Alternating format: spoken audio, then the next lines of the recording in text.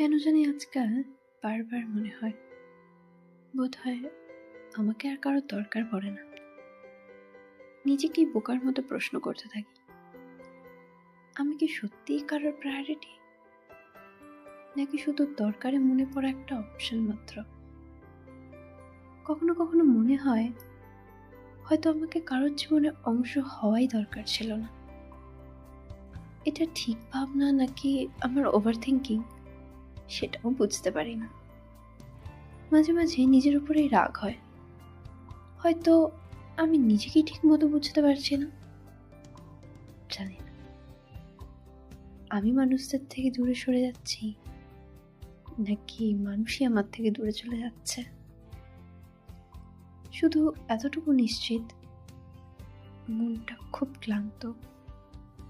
বারবার বোঝার চেষ্টা করতে করতে আর অন্যদের বোঝাতে বোঝাতে নিজেকেই না হারিয়ে ফেলি।